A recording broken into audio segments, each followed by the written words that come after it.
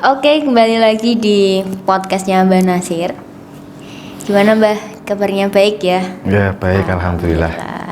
Ini saya mau tanya lagi, mohon maaf tanya terus ya Mbak. Tapi ini pertanyaannya dari klien juga. Dan ini pertanyaan saya ambil di kolom komentar YouTube kita, di YouTube-nya Mbak Nasir. Jadi pertanyaannya kayak gini. Apakah ilmu pengasihan itu sesat Mbak? Kayak gitu.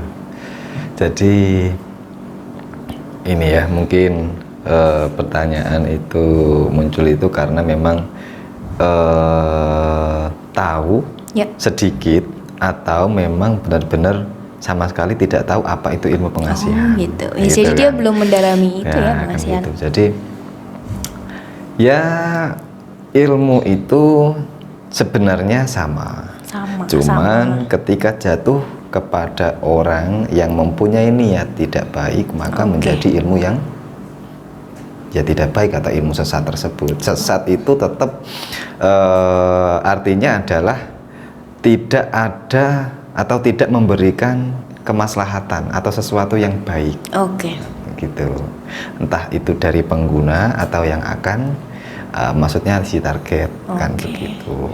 Kalau Mbak Nasir sendiri nih yang sesatnya yang gimana Mbak? Sesat itu banyak sekali kalau ingin dijabarkan. Mulai dari ilmu sendiri itu, mulai dari ilmu-ilmunya ya, misal ilmu pengasihan yang sesat. Itu didapatnya dari guru yang seperti apa? Yang seperti apa? Iya kan, maksudnya kita kan mendapatkan sebuah ilmu itu pastinya ada sebuah sumbernya, sebuah itu dari guru kan seperti apa. Nah, kita harus tahu terlebih dahulu. Nah, kalau sampai dikategorikan ilmu sesat, tentunya dari awalnya saja itu sudah tidak baik kan begitu.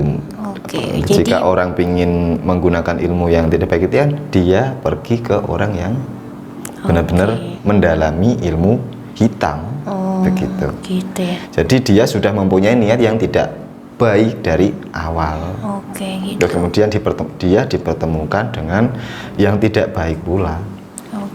Ilmu hitam ini yang kayak gimana sih Mbak maksudnya? Seperti santet misal.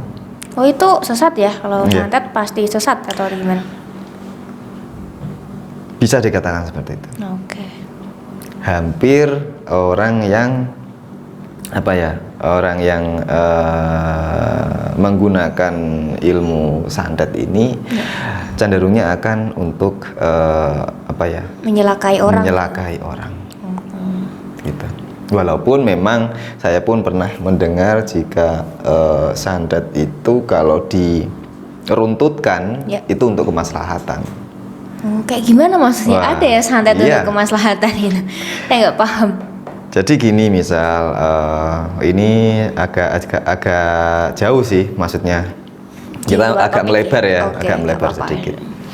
Ini soal kasus di mana ya hanya sekedar cara penggunaan saja. Cara penggunaan. Jadi benar santet itu sangat masuk dalam kategori ilmu sesat. Maaf. Tetapi ada kalanya, walaupun ilmu itu sesat, tapi kalau digunakan untuk ranah yang baik, ya untuk kepentingan bersama, misalnya entah itu suatu daerah, ya entah itu satu negara, misal, nah maka itu bisa dikatakan menjadi baik, ya gitu kan. Nah jadi begini ya, sangat mungkin apabila negara kita misal negara Indonesia akan mendapatkan entah itu serangan-serangan dari negara lain yang akan merugikan, maka sangat mungkin bagi orang yang mempunyai keilmuan yang tinggi untuk meredam serangan yang akan datang tersebut. Nah, daripada sampai terjadi terus kemudian memakan korban. Ya bisa saja seorang yang mempunyai ilmu tinggi tersebut menggunakan ilmunya untuk menyandat seseorang yang mungkin akan datang atau orang yang akan mengutus. Bisa sekali, sangat bisa itu. Jadi ada hal tertentu yang sampai terus kemudian ada kabar negara lain, misal kita ngomong masalah negara misal ya, nggak jadi menyerang karena hal begini. Atau itu. di kondisi alam, entah tiba-tiba hujan, tiba-tiba ada gempa, tiba-tiba ada apa macam-macam. Oh gitu. Ya, fenomena alam.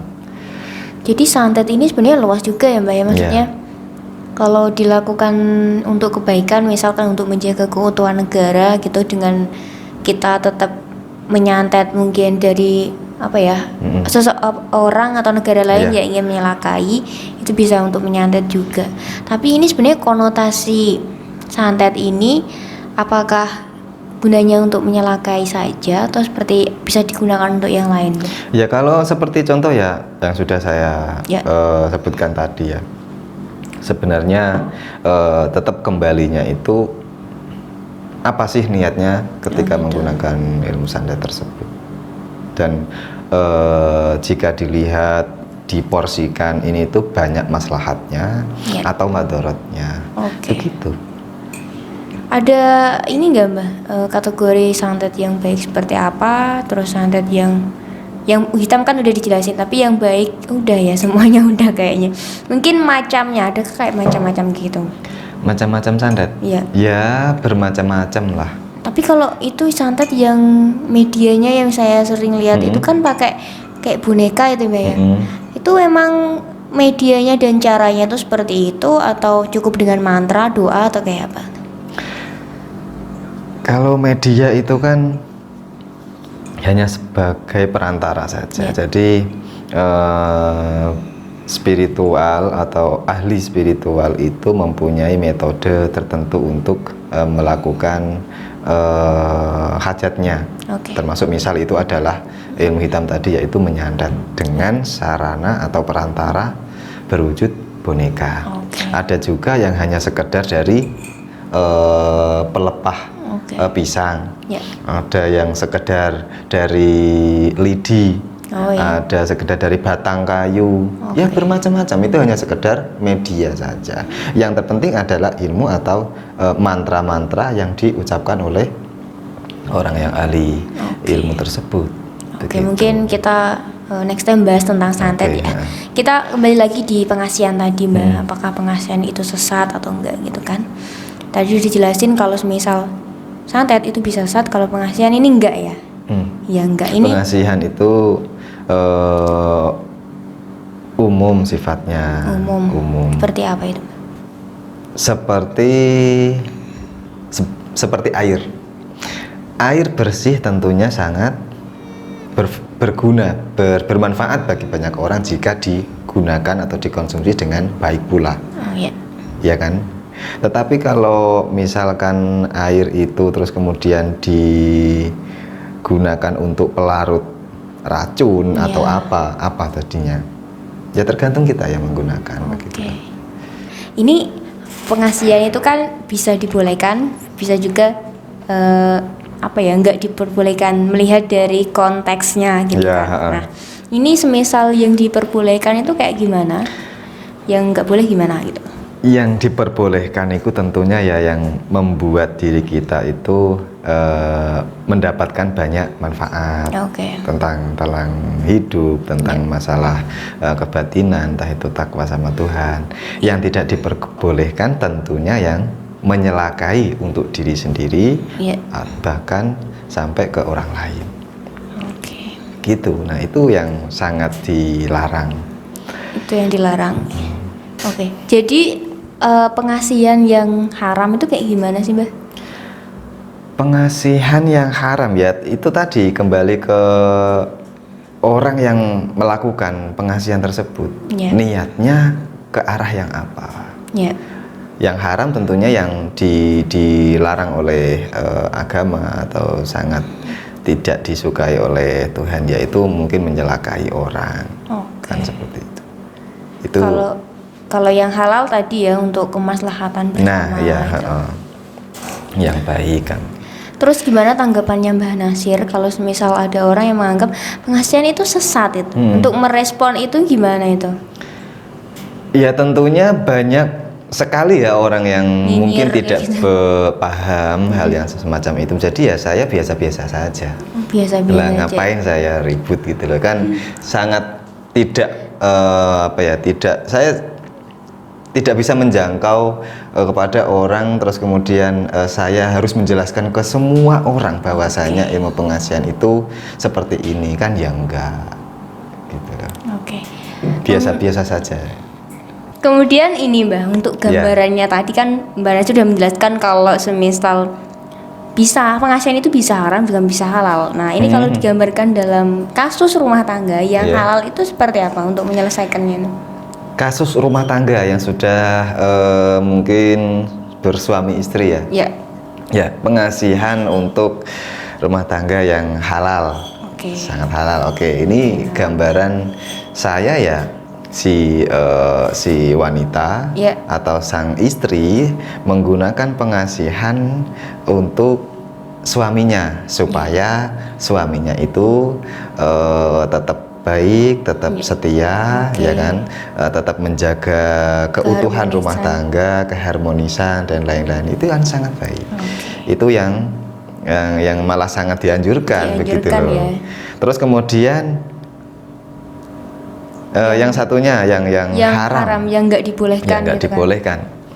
Yang nggak dibolehkan ya kebalikannya, misal seorang suami mempunyai seorang istri. Nah, sang suami ini menggunakan ilmu pengasihan pengasihan untuk penarik, pemikat, misal. Untuk istrinya atau siapa? Bukan untuk istrinya, tapi untuk wanita lain.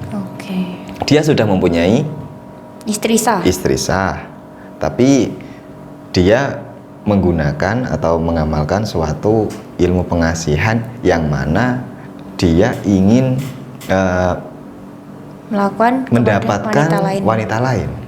Itu yang haram. Itu yang haram tentunya, karena seharusnya kan tidak begitu.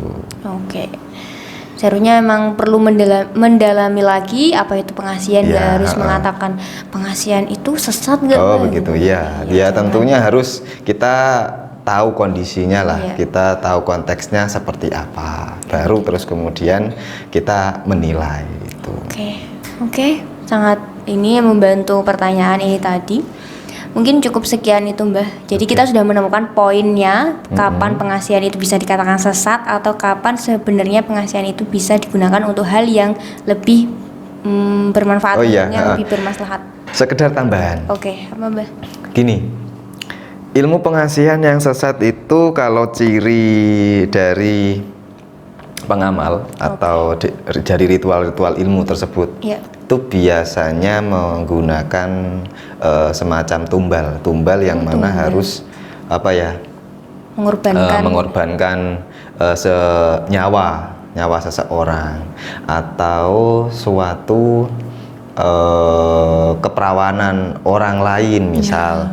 Ya macam-macam, yang mana itu ya tadi kembali balik yang pernah saya bilang tadi, yaitu pastinya ilmu yang haram atau ilmu yang sesat, ilmu pengasihan yang sesat itu tetap lebih banyak madorotnya daripada maslahatnya. Itu yang sangat mudah jika ingin tahu ciri-cirinya begitu. Itu caranya mungkin ya tadi Mbak ya. Jadi cara yang sampai mengorbankan orang lain itu ya bisa emang berpotensi dianggap sesat gitu. Tapi untuk Mbak Nasir sendiri nggak ada ya kayak begitu, maksudnya untuk pengasihan sendiri kan metodenya nggak ada semacam tumbal atau apa, nggak ada ya, semua ada. Bersih ya. Kalau untuk layanan saya maksud kamu ya nggak ada, sama sekali nggak ada, dan saya sangat membenci atau sangat melarang ketika, karena begini, kadang itu klien itu mendesak supaya mendapatkan hasil instan, terus kemudian mereka mempunyai seperti keinginan ya kekeh supaya cepat, terus kemudian bagaimanapun saya akan lakukan supaya ini begini kan, seperti itu, sampai misalkan pakai tumbal juga nggak apa-apa. Nah itu kan sebenarnya malah yang tidak baik itu kan malah dari si klien yang sampai kenapa ada pemikiran seperti itu gitu loh. Ini punya pemikiran seperti itu tuh dari mana? Jadi bisa jadi orang kayak gitu lebih memahami kalau pengasihan itu memuja setan mungkin kan seperti itu, mulai dari dirinya sendiri kan begitu. Tapi sebenarnya nggak ada kayak gitu ya, harus benar-benar mempelajari terlebih dahulu, paham lebih selektif lagi mempelajari pengasihan. Tapi sebenarnya ini emang pengasihan sendiri yang diberikan oleh nenek moyang itu nggak ada ya semacam memuja setan, memohon untuk setan gitu, nggak ada ya Mbak? Semua bersih, murni, kebijakan, keputusan itu dari Tuhan gitu ya? Iya, pada dasarnya iya. Sama yang apa namanya, awal mulanya itu suatu ilmu itu bersih, gitu loh, murni, bagus begitu loh, hanya untuk suatu kemaslahatan begitu. Cuman mungkin beda zaman, beda orang yang menggunakan, dan beda tujuan. Nah, ilmu-ilmu yang dulunya adalah untuk suatu kebaikan itu bisa berubah menjadi ilmu yang tidak baik atau ilmu sesat, karena si pengguna, terus kemudian ada orang yang ingin juga, terus kemudian ditularkan, terus kemudian ditularkan. Nah, sampai sekarang kan terus kemudian ada yang batas ini baik, ini tidak baik. Terus begitu. Ada batasannya yang jadi zaman ini juga jadi mulai berubah begitu. Iya, bisa jadi kategori kategori sesat, setan itu ya tergantung dia mengetahui pengasihan itu dari siapa gitu. Apakah dari orang yang memang ahli di bidang pengasihan atau hanya mulut ke mulut gitu ya. Oke, terima kasih Mbak. Mungkin ada tambahan lagi tentang pengasihan apakah sesat? Kalau untuk bagi teman-teman mungkin yang sedang nonton ini, ya saya menyarankan untuk mempunyai sikap yang bijak ketika mendengar atau mengetahui suatu ilmu-ilmu yang tujuannya itu kurang jelas. Jadi harus dikaji terlebih dahulu supaya paham apakah memang benar ilmu yang akan digunakan ini adalah ilmu yang baik untuk diri kita, bahkan untuk orang lain begitu. Itu bisa dicatat ya. Saya tegaskan bahwa ilmu pengasihan itu enggak sesat. Terima kasih untuk waktunya Mbak Nasir. Untuk pertanyaan ini sangat membantu sekali dan membuka cakrawala keilmuan baru bagi kita. Terima kasih untuk waktunya Mbak Nasir, dan next time kita kembali di podcast selanjutnya. Terima kasih.